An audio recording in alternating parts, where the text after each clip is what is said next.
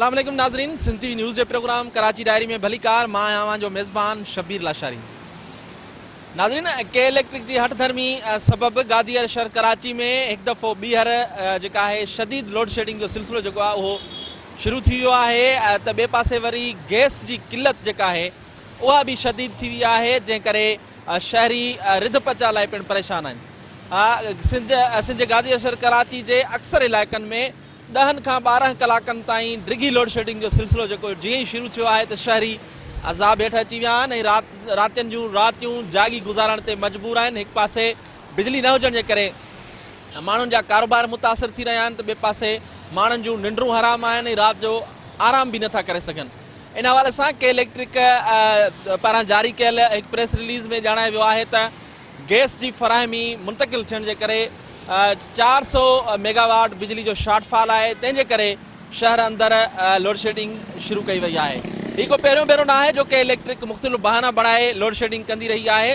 थोड़े अरसो अग के इलेक्ट्रिक तेल की फराहमी न हुजण जो बहानो बढ़ाए डिघी लोड शेडिंग शुरू कई, जैखां पोइ वफ़ाक़ी सरकार मुदाखलत कई। वफ़ाक़ी वज़ीर असद उमर के इलेक्ट्रिक की हेड ऑफिस पहुतो, उन्हनि सां ॻाल्हियूं कयूं ऐं ॻाल्हियूं करण खां पोइ के इलेक्ट्रिक इहा पक ॾियारी हुई त हाणे कराची शहर अंदर का बि लोड शेडिंग न थींदी, पर उन ॻाल्हि खे महीनो मस गुज़रियो आहे त हिकु दफ़ो ॿीहर डिघी लोड शेडिंग जो सिलसिलो शुरू थी वियो आहे, जंहिंजो जवाबु इहो ॼाणाए पियो वञे त गैस की खोट आहे।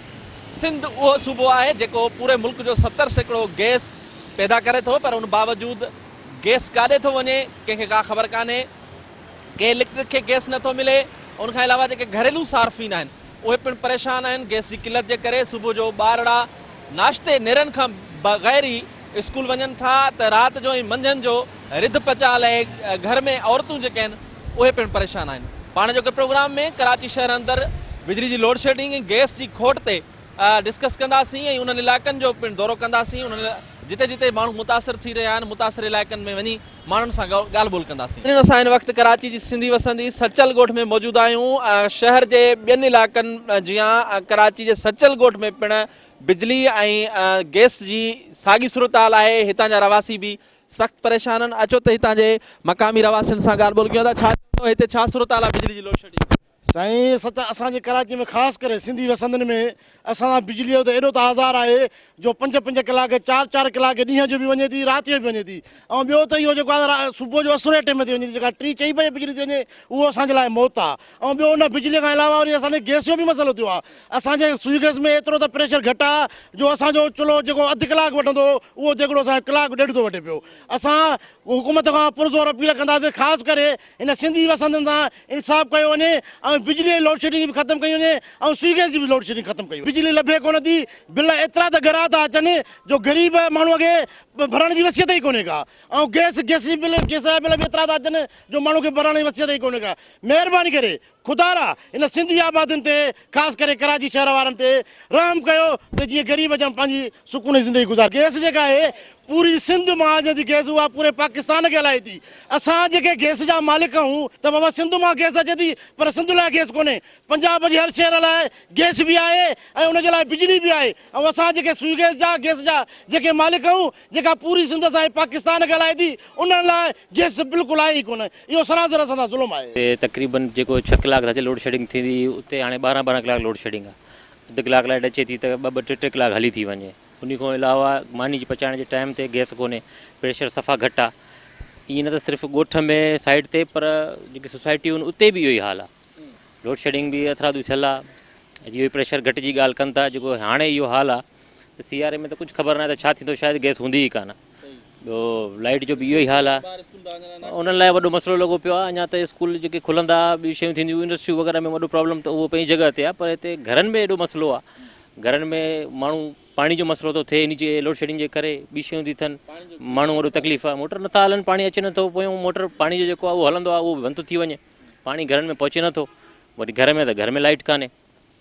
इहे वॾा मसइला लॻा पिया आहिनि। इन जा लोड शेडिंग जी जॻह पंहिंजी आहे, उन सां गॾोगॾु कारोबार में उन में वॾी तकलीफ़ आहे ऐं वॾो मुश्किल मरहलो आहे। वफ़ाक़ी हुकूमत जेको आहे इहो अचे सिंध गवर्नमेंट खे थी चए ऐं सिंध गवर्नमेंट जेको आहे उहे पंहिंजा उहा जेको शइ ॻाल्हियूं थी करे, कुझु ख़बर न आहे। लोड़े आवाम थी जेकी वॾी तकलीफ़ में आहे। तक़रीबन ही जेके इलाइक़ा आहिनि कहिड़ा इलाइक़ा आहिनि मुतासिर?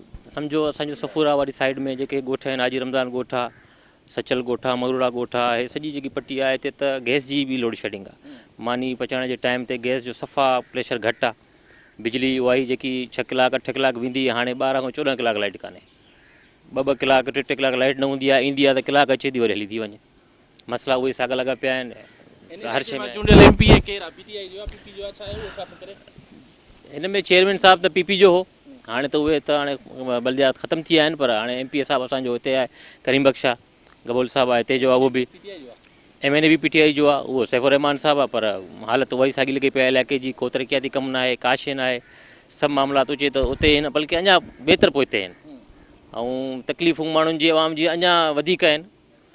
जेको इन में का हिननि में हिननि का भराई न कई आहे जो हिननि जी तकलीफ़ूं घटि थी सघनि। 12 कलाक जेको आहे न बिजली कोन आहे, 1 कलाक हूंदी आहे त तक़रीबन 3 कलाक कोन आहे।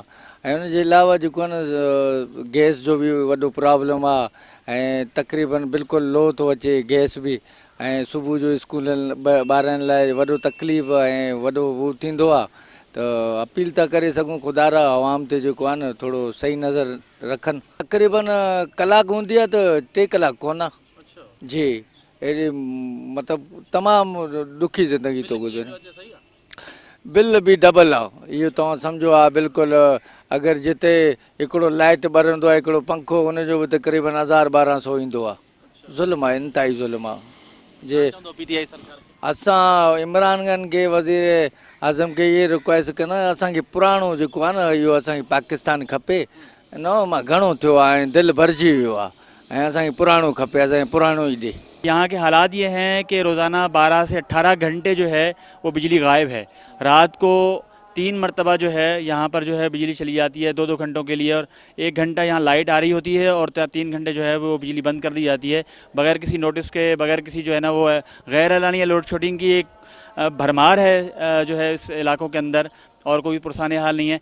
और उसके साथ साथ जो गैस का मामला है, गैस कहीं कहीं बहुत कम आ रही है, अगर आ भी रही है, लेकिन बहुत से इलाकों के अंदर बहुत सी जगहों पर जो है वो गैस जो है इस वक्त नापैद हो गई है। अभी तो सर्दियां आने में वक्त है, गर्मियों का मौसम है, ठीक गर्मियों का मौसम चल रहा है, उसके बावजूद इन इलाकों में जो है वो गैस मौजूद नहीं है। तो हालात इस वक्त मौजूद हैं। हम यहाँ जो सूरत हाल इस वक्त दरपेश है, वो सबसे बड़ा मसला जो है वो के इलेक्ट्रिक है। इलेक्ट्रिसिटी जो है वो बिल्कुल मैं ये कहूँ कि कारोबार ख़त्म हो गया है, लोगों का काम जो है तबाह हो गया है के इलेक्ट्रिक की जो बदमाशियों की वजह से। और के इलेक्ट्रिक जो है वो शहर कराची के अंदर जो है वो किसी की सुनने को तैयार नहीं है। लोग एहतजाज कर रहे हैं, लोग बात कर रहे हैं। अरबाब इख्तियार जो है, मुझे तो बाज़ औक़ात ये महसूस होता है कि अरबाब इख्तियार ख़ुद जो है वो के इलेक्ट्रिक के सामने जो है बेबस नज़र आते हैं। चीफ जस्टिस ऑफ पाकिस्तान ने जो एक्शन लिया था और बात की थी, थोड़ी सी उम्मीद जागी थी कि शायद जो है वो के इलेक्ट्रिक को लगाम देंगे और के इलेक्ट्रिक की जो लोड शेडिंग चल रही है उसमें थोड़ी कमी आएगी। लेकिन इस वक्त मौजूदा हालात में देख रहे हैं कि शायद पहले से ज़्यादा जो है लोड शेडिंग बढ़ गई है इन इलाकों के अंदर। रात जो बस ईअं वेही करे गुज़ारो कयूं था। जेको सिंधी जो विञणो हूंदो आहे उहो विञणो हणी हणी ॿारनि खे बि सुम्हारियूं था, बसि ईअं ई आहे। बाक़ी गैस जी त सूरत हाल इहा आहे त जेकॾहिं मानी जो पचाइण जो टाइम आहे त हिकिड़ी मानी जेका उहा कलाकनि में थी पचे। त एतिरो माना जेको आहे हिते गैस जी लोड शेडिंग आहे, उनजी का ख़बर ई कान्हे। गैस जॾहिं असांजे सिंध में पैदा थी थिए, उनजे बावजूद बि असांजे लाइ जेको आहे इहो ॾचो आहे त असांखे गैस मुहैया ई न आहे ऐं असांखे गैस जी ज़ख़ाइर जेके आहिनि उहे हिते आहिनि, लेकिन असां वटि गैस जी लोड शेडिंग आहे। ऐं गैस जेको आहे हिकिड़ो ज़रूरत जी शइ आहे, उहा बि असां वटि मौजूदु न आहे। बिजली त तव्हां बिल्कुलु ईअं सम्झो त बिजली आहे ई कान, छो जो इहो 5 मिंट अचणु वञणु इन खां त बहितर आहे जो असां जेको आहे जॾहिं गैस हुजे त असां का जनरेटर हलायूं, पर न जनरेटर हलाए सघूं था त गैस कोन्हे, त हलायूं कयूं त छा कयूं। हिन गवर्नमेंट जेको नए पाकिस्तान जो जेको नारो ॾिनो न, उहो नए पाकिस्तान जो नारो इहो ई आहे त अंधेरनि में ऐं पथर में। साईं वारा त बनी गाला में अयाशियूं पिया कनि, असां हिते जेको आहे मच्छरनि में वेठा आहियूं। बिजली जो वॾो आधार आहे साईं, 2-2 3-3 4-4 घंटा हली थी वञे।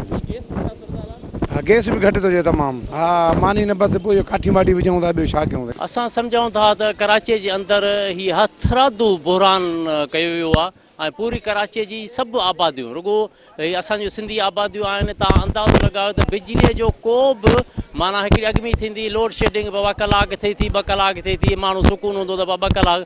हाणे राति जो बि 3 दफ़ा बिजली वञे थी। असां वटि कॉलेज खुली चुका आहिनि, ॿार वञनि था बग़ैर नाश्ते जे। 6.5 महीना जो आहे न किरोना में अॻई हिते जो आहे न माण्हू वीचारो गुरबत जे लकीर खां हेठि हलियो वियो। 100 यूनिट जेके ॿारे थो ग़रीब माण्हू, त उनजा 20-25 यूनिट मथां हाणे उन्हनि जा रेट वरी अलॻि आहिनि उन्हनि जा।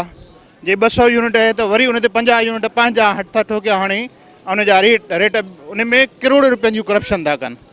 300 यूनिट खां पोइ वरी हुननि जो अञा रेट वधीक 17 रुपया 18 रुपया रेट आहे हुननि जो। 300 यूनिट कंहिंजो हूंदो एक्चुअल कंज़प्शन हूंदी त हू उते 350 जो बिल मोकिलींदा। इहे बदमाशियूं जेके आहिनि वञूं था हुननि जे ऑफिसुनि में को रिस्पॉन्स कोन्हे को बाबा इहो बिल तव्हांखे जमा कराइणो आहे और बाबा तव्हां रीडिंग चेक कयो ॾिसो हली मीटर न हुन ते को रिस्पॉन्स न ॾींदा ऐं इन में करोड़ रुपया हू खाइनि था करप्शन था कनि ऐं सां वॾो ज़ुल्म आहे। हिते हींअर को कुंडो कोन्हे को असांजी बिजली वञणी न खपे बिल्कुलु कुंडाई ABC सिस्टम आहे साईं कोटेड तारूं हिन में कुंडे जो तस्वुर ई न आहे कुंडे जो तस्वुर ई न आहे को कुंडो नथो हणी सघे त असांखे बिल्कुलु इहे लोड शेडिंग फ्री ज़ोन हुजणु खपे ऐं हिते वञण ई न खपे 24 कलाक असां बिजली पर असां इन शयुनि खां महरूम आहियूं। असांजा ॿार जेके स्कूलनि में पढ़नि था जेके हेतिरो वक़्तु जेको आहे लॉकडाउन जे करे स्कूल हाणे खुलिया आहिनि ऐं ॿार सुबुह जो जेको आहे सो नाश्तो कोन था करे वञनि। गैस कान्हे का गैस जेको आहे साईं गैस जेको आहे प्रेशर ई कोन्हे साईं खोलियूं था त चुल्हे में बाहि कान्हे का मानीअ ते जेको आहे सो ॿार वीचारा वेठा इंतज़ारु कनि स्कूलनि खां जेको आहे नाश्तो करे कोन था वञनि स्कूलनि में ऐं अचनि था त जेको आहे सो गैस आहे कान माण्हू हाणे अॼु कराची में काठियूं केॾा हाणे साईं भी आहे बिजली वञे थी डिस्टर्ब था थियूं ग्राहक फ्रिज में पियल केक बिस्किट फारी बिस्किट बोतल वग़ैरह जूस वग़ैरह आइसक्रीम वग़ैरह माना इहो ख़राबु थी वञे थो माना ग्राहक कस्टमर मोटे हलिया था वञनि। इमरान ख़ान खां इहो मुतालिबो आहे त असांखे माना सहूलियतूं ॾिनियूं वञनि। ये 2-2 4-4 कलाक बिजली हली थी वञे वॾो मसइलो कयो अथनि बिजली खां बिना हिते माण्हू वॾा परेशान आहिनि। इहे त ॻाल्हियूं पियो करे दफ़ा नओं पाकिस्तान ऐं जेको आहे सो उन लाइ त कुझु कोन कयो आहे कारोबार तबाह थी विया आहिनि माण्हू परेशान वीचारा बेरोज़गार आहिनि। नाज़रीन असां हिन वक़्तु सिंधी वसंती अब्दुल्ला शाह गाज़ी ॻोठ वटि मौजूदु आहियूं। इन्हनि इलाइक़नि में बिजली लोड शेडिंग ऐं गैस जी किल्लत जी छा सूरत हाल आहे हिते मक़ामी माण्हुनि सां ॻाल्हि ॿोल कंदासीं। साईं छा सम्झो था हिननि इलाइक़नि जी छा सूरत हाल आहे? 10-10 कलाक 12-12 कलाक बिजली गुम मथां गैस बि वरी गायब। सही तमामु हिते हालत ख़राबु आहे। असांखे त बाटरी मां सलूक जे पेश था कनि पिया हालांकि वन टॉल असां जेको आहे बिल मंथली बिल्स बि पे था कयूं पिया ऐं उनखां पोइ बि 15-15 16 कलाक लोड शेडिंग उनखां बाद में शेडिंग अलॻि था कनि पिया लोड शेडिंग अलॻि था कनि पिया। हिते माण्हू खे जेको आहे तमामु माण्हू जी हालत बुरी लॻी पई आहे। पाणी पीअण लाइ कोन्हे को उहो काॾा ऑपरेट कनि माण्हू उनखां बाद ॿार जेके आहिनि ॿार काॾे जेको आहे करे घुमी फिरी शॉपिंग सेंटर बंदि लॻा पिया आहिनि। ॿियो वॾो असांजो आज़ार जेको हिते आहे सो हिते वॾो जेको ड्रेनेज जो आहे ड्रेनेज जेके आहिनि उहे बाक़ाइदे मेन बाज़ार जेको आहे सॼी ड्रेनेज जी भरी पई आहे पाणी सां। पोइ 200 घटि में घटि दुकान असांजा बंदि लॻा पिया आहिनि। 6 महीननि खां फिनांशियल किलिंग थी हले पई हिते असां भॼी थकिजी पिया आहियूं। हिते जेको आहे एडमिनिस्ट्रेटर खे चयो आहे हिते जेको आहे DC ऑफिस में चयो आहे हिते जेको आहे हाई ऑफिसर जेके उते विया आहियूं असां वाटर बोर्ड वारनि वटि इंजीनियर वटि आहियूं पर को ॿुधण लाइ तयारु हा कनि था पर को बि दाद जी छा सूरत हाल आहे? गैस जी सूरत हाल बि इहा आहे त गैस जेकी आहे सो मुंहिंजे ख़्याल में उहा बि पूरी सारी आहे गैस जी। उन में बि इलाही केस ईअं पिया आहिनि उन अटेंड ई कोन था कनि पिया माण्हू गैस खां सवाइ वेंदा आहिनि ऐं जेको आहे चोरी बि आहे गैस जी कोई रोकण लाइ अचे ई कोन थो पियो हाणे हिते। ऐं असांजी जेको हितां गादी ॻोठ मां ख़ुदि जेको आहे ॿिए हंधि गैस खणी था वञनि पिया उनखे रोके उन लाइ कजे महिरबानी कनि। ॿियो मेन ॻाल्हि इहा आहे असां हाणे रिसेंटली जेको आहे त के इलेक्ट्रिक वारा मीटिंग कई उन में जेको आहे सभिनी हाई ऑफिसर्स आया उन में रिटर्न में असां हुनखे ॾिनोसीं बाबा असांजा 8 जेके मेन प्रॉब्लम आहिनि। हिकु त इहो त हिते जेको आहे लोड शेडिंग तव्हां ख़तमु कयो असां 90% तव्हांखे पेमेंट कयूं था। नंबर ॿी आहे कुंडा सिस्टम KC खे ख़तमु करिणो आहे। कुंडो सिस्टम तमामु घणो आहे असांजो उन करे जेके मीटर वारा वीचारा चवनि उहे तकलीफ़ुनि में अचनि पिया।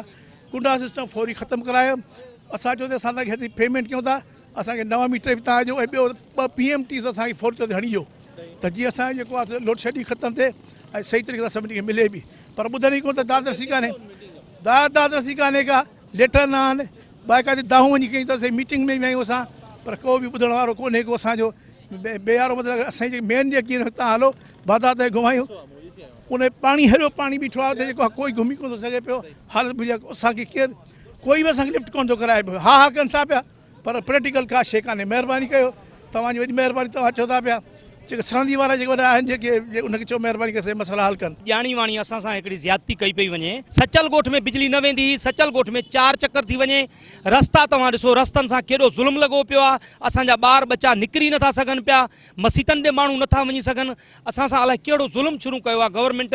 मां चवां थो हिन गवर्नमेंट खे को सम्झ ई कान थी अचे पई। गैस भाऊ अचे कोन थो पियो चुल्हा बंदि पिया आहिनि। सुबुह मां घर उथियो आहियां नाश्ते लाइ 1:30 बजे नाश्तो थियो आहे यको सुबुह गैस कोन हुई, मूंखे वञिणो हो कम सां 2-3 जॻहनि ते कोन वञी सघियुसि, गैस कोन हुई। हाणे घर में असांजो काठियुनि जो अरेंज आहे कोन, उहो गैस अचे कान पई, मतिलबु असां सां वॾो वेदन आहे। तमामु जेको आहे तमामु घणो प्रॉब्लम आहे। हीअ अब्दुल्ला शाह गाज़ी ॻोठ जेको आहे तक़रीबन हिनखे 20-22 साल थिया आहिनि। हिते मसाइल जा जेके तमामु घणा अंबार आहिनि, उनमें बिजली जेकी आहे सरे फैज़ आहे। बिजली मतिलबु तमामु घणी उनजी लोड शेडिंग थिए थी, जेकी एतिरी जेको आहे न थियणु घुरिजे। हितां जे केतिरनि माण्हुनि जेको आहे मीटर वरिता आहिनि, उहो बि उन सां प्रॉब्लम आहिनि। त बिजलीअ जेको आहे मसाइल जेको आहे हल थियणु घुरिजे गवर्नमेंट ऑफ पाकिस्तान खे, त हितां जे माण्हुनि खे सहूलियत अचे।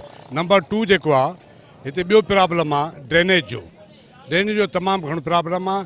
ऐं हींअर जेकी बारिश थी, उन बारिश में बेइंतहा जेके गलियूं आहिनि उनमें अञा ताईं पाणी बीठा, केतिरी माण्हू बीमार थी विया आहिनि, अस्पताल में दाख़िल थी विया आहिनि लाइ। त इहो बि जेको आहे गैस बि जेकी आहे तमामु घटि थी अचे पई। उहा हा प्रेशर जेको आहे उनजो कोन्हे को, उनजो प्रेशर हुअणु घुरिजे। हितां जा माण्हू केतिरनि जेको आहे मीटर वरिता आहिनि, पोइ बि उनखे जेको आहे प्रॉब्लम आहे। त इहे जेके प्रॉब्लम आहिनि। ऐं ॿियो जेको प्रॉब्लम आहे हिते जेके रोड आहिनि, रोड आहिनि ई कोन, छो त हीउ ॻोठ तमामु पुराणो आहे, 4-5 हज़ार जी पॉपुलेशन आहे। त हिन में जेको आहे रोड जेके ठहणु घुरिजनि, ऐं रोड जेके आहिनि से न ठहिया आहिनि। माण्हुनि खे जेको आहे तमामु घणी तकलीफ़ आहे, तंहिंजे करे रोडनि ते बि जेको आहे सरे माना नज़र रखणु घुरिजे त जीअं रोड ठहनि। हिते स्कूल जी तमामु घणी ज़रूरत आहे। स्कूल बि जेको आहे सो कोन्हे को, ऐं स्कूल जेकी प्राइमरी स्कूल आहे उनजी बिल्डिंग ठहणु घुरिजे, छोकिरियुनि जो स्कूल जेको आहे ठहणु घुरिजे। सही गैस जी सूरत हाल इहा आहे त कंहिं महिल आहे कंहिं महिल कोन्हे, नो प्रेशर उनजो को हो कोन्हे। उन जे लाइ बि उन्हनि सां राब्ता कया आहिनि, ॿुधायो आहे, पर को बि सही एतिरे क़दुरु जो हिन ॻोठ में हिकिड़ी सिंपल डिस्पेंसरी कोन्हे। यानी कोई माई, कोई ॿार, को बच्चो जेकॾहिं उन सां का एमरजेंसी थी वञे त हिकिड़ी डिस्पेंसरी हिते कोन्हे। तो इख़्तियारी वारनि खे, ख़ासि करे मां DC साहब मोहम्मद अली शाह साहब खे इहो अर्ज़ु कंदुसि त ख़ुदा जे वास्ते बैसियत हुकुमरान न त बैसियत हिकु सुठे इंसान ऐं उनजे ह्यूमन राइट्स ते हिन ॻोठ जो विज़िट था कनि। अब्दुल्ला शाह गाज़ी ॻोठ जी ख़ासि करे साईं सूरत हाल तमामु काफ़ी महीननि खां वठी ख़राबु थी वई आहे। ऐं बिल्कुलु लोड शेडिंग एतिरी वधी आहे त बचड़ा राति जो ॾींहं जो का बि निंड कान्हे का। ठाहे उहो पाण ई चवनि था पिया, लही हेठि बीहनि था, उहा बिजली उते हली अथनि। चवंदा असांजा टेम्पूरो थिया हलिया था वञनि पिया, को दाद फ़रियाद कोन्हे। इन खां अलावा जेको असांजो सिवरेज जो निज़ाम आहे उहो त काफ़ी साल खां वठी सॼो ख़राबु थी आहे, जो ॿारनि जे करे लंघण जी न साईं। गैस बि किथे आहे साईं, का शइ गैस त आहे ई कोन का साईं, अचे थी बसि साईं गुज़ारो कयूं था। सिलेंडर भराए अचूं था, उन ते गुज़ारो सिलेंडर भराए रखो अथऊं, हले थी त ठीकु आहे, न त सिलेंडर ते गुज़ारो कयूं था पिया। हिन वक़्तु साईं ॾाढी तमामु हालात ख़राबु आहे। असां हुक्मरान खे अर्ज़ु था कयूं त असां बि इंसान आहियूं, कंहिं इन में रहूं था पिया, असांजी कुझु सार संभाल लहनि ऐं हिते अचनि विज़िट कनि। असां मोहम्मद अली शाह वटि बि वियासीं 2 ॾियारा खनि अॻु में, उनखे बि एप्लीकेशन ॾेई आया आहियूं, पर अॼु ताईं ॾिठोसि त उनजो बि को दाद फ़रियाद अञा ताईं न थियो आहे। लोड शेडिंग है, हमारे छोटे छोटे बच्चे हैं, जहरीले मच्छर खा जाते हैं। अब कहाँ बच्चों कहाँ का लेके जाएं? हम तो गरीब है, ना जनरेटर ले सकते हैं, ना कुछ हम बिजली में है, ना क्या करें हम लोग।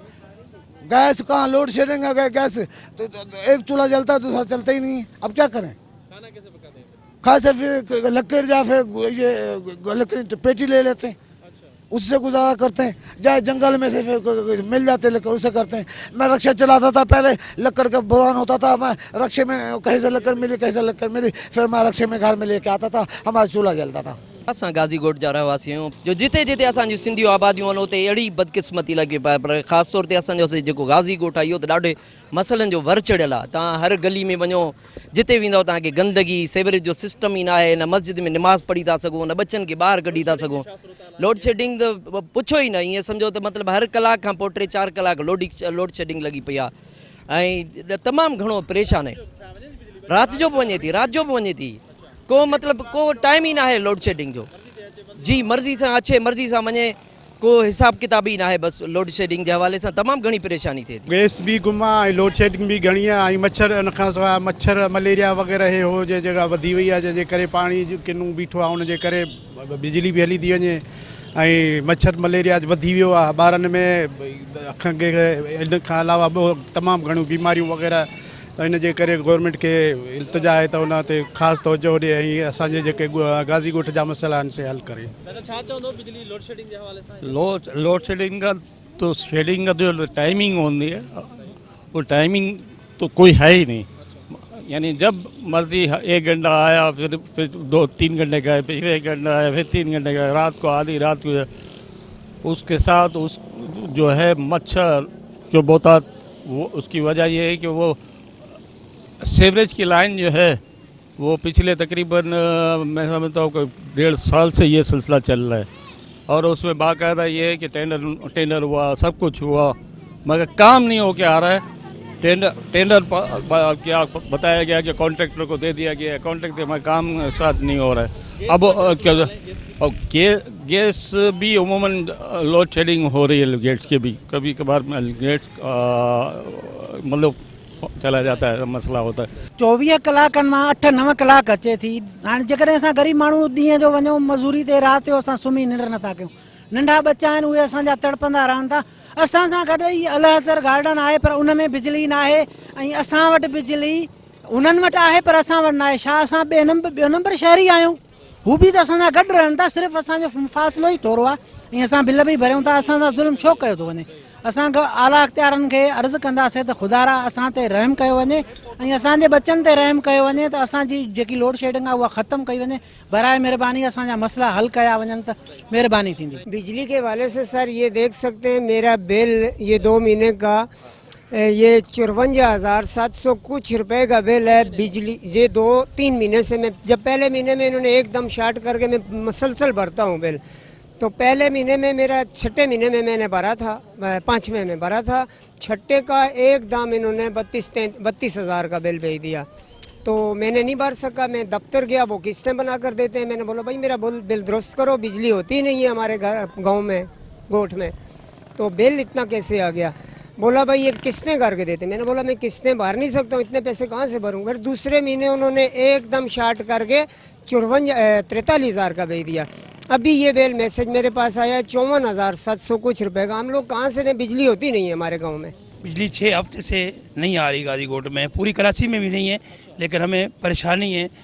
कोरोना जब बीमारी जब शुरू हुई है तो उस वक्त बिल की माफ़ी हुई है, बिल में कमी हुई है, लेकिन अब वही के इलेक्ट्रिक हमसे दुगना मुआवजा ले रहा है, बिल डबल आ रहे हैं, और बिजली नहीं है, लाइट नहीं है, और गोटों की परेशानियाँ, पानी का सारा निज़ाम जरम बरम है, और गैस की भी कमी है। सही मच्छर ॿार कुराड़ा आहिनि, अमड़ आबुआ कुराड़ा आहिनि। रोज़ डॉक्टर वटि वेठा आहियूं, रोज़ डॉक्टर 2 सुइयूं हणे थो 1000 रुपये थो वठे।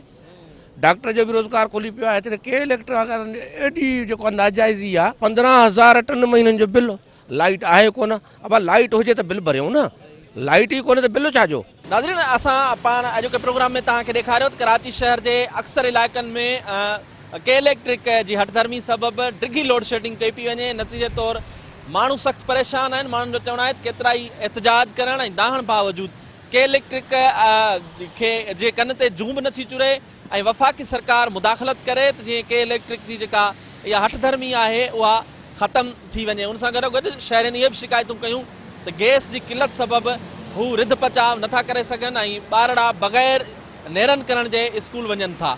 इन ते अॼोके प्रोग्राम जो वक़्तु पंहिंजे पुॼाणी ते पहुतो। ईंदड़ प्रोग्राम ताईं पंहिंजे मेज़बान शबीर लाशारी खे ॾींदा इजाज़त। अल्लाह हाफ़िज़।